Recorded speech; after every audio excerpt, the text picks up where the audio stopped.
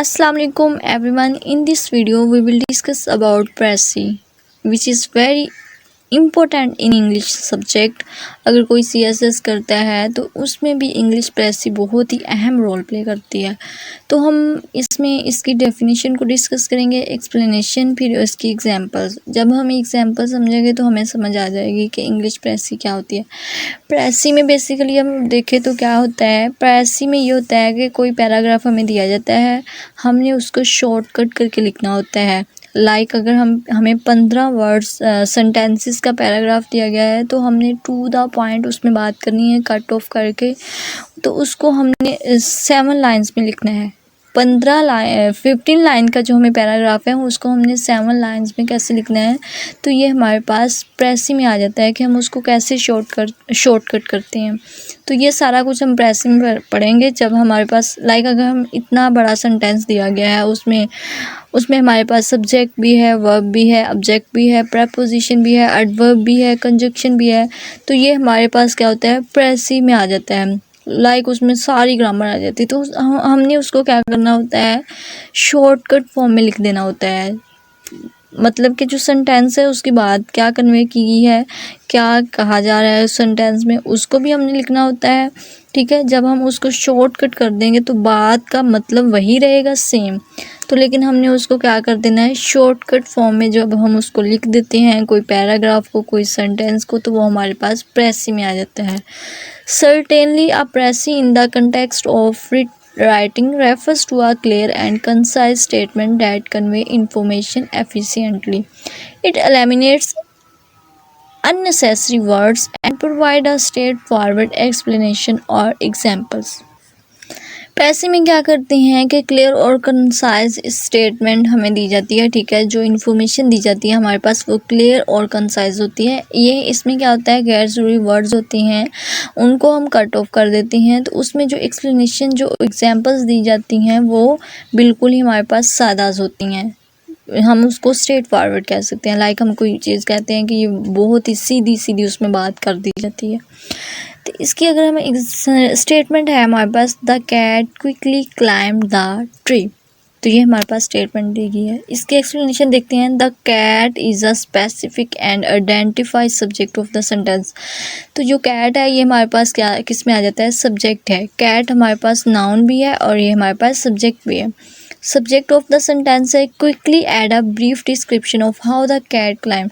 तो जो हमारे पास क्विकली है ये क्या है, हमारे पास एडवर्ब्स है। Add a brief description of the how the cat climb. तो ये इसकी डिस्क्रिप्शन का मतलब क्या होता है कि जो हमारे पास स्टेटमेंट होती है उसमें हमने कोई डिस्क्रिप्शन का मतलब हमारे पास बायो होती है, किसी भी चीज़ की bio. Enhancing the verb climbed is the action being performed by the cat and it's a clear and concise verb. देखिए, कैट हमारे पास सब्जेक्ट है, क्विकली एडवर्ब था, क्लाइम्ड हमारे पास वर्ब था, ट्री हमारे पास सब्जेक्ट था। तो इसको एक्सप्लेनेशन में खोल के बता दिया गया है। द ट्री जो है हमारे पास ये क्या है, ये भी है हमारे पास स्पेसिफिक ऑब्जेक्ट है। ठीक है, डैट जिसके ऊपर बिल्ली चढ़ी है। तो किसके ऊपर उसने क्लाइम्ब किया है, ट्री के ऊपर। तो मेन फोकस किस पे जा रहा है, ट्री पे। एग्जाम्पल्स देखते हैं, इसको डीपली जब हम अंडरस्टैंड करेंगे। Imagine you are writing a story and you want to describe a cat action in an concise manner instead of using a longer sentence like. इसमें ये कहा जा रहा है कि अगर आप कोई स्टोरी भी लिख रही हैं, अगर आप कोई ऐसे वगैरह लिख रही हैं, तो उसमें आपको लंबे लंबे छोटे छोटे सेंटेंस लिखने की बजाय आप छोटे छोटे सेंटेंस लिखेंगे तो आपकी बात जो है वो क्लियरली कन्वे की जाती है। तो उसमें जो इन्फॉर्मेशन मिल रही होती है दूसरों को तो वो आसानी से समझ सकते हैं।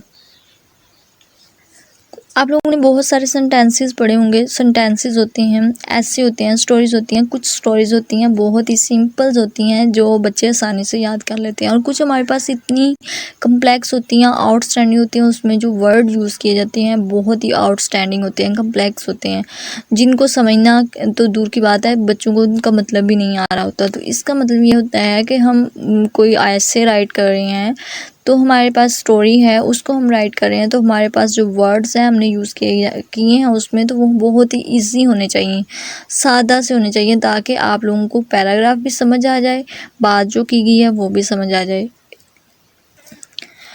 Instead of using a longer sentence like the cat climbed up the tall tree with great speed, you can use the precise statement, precise statement. ठीक है, देखिए वही सेंटेंस था, the cat climbed the tree, the cat climbed up the tall tree with great speed. देखिए इसको हमने sentence को बहुत ही लंबा चौड़ा कर दिया है।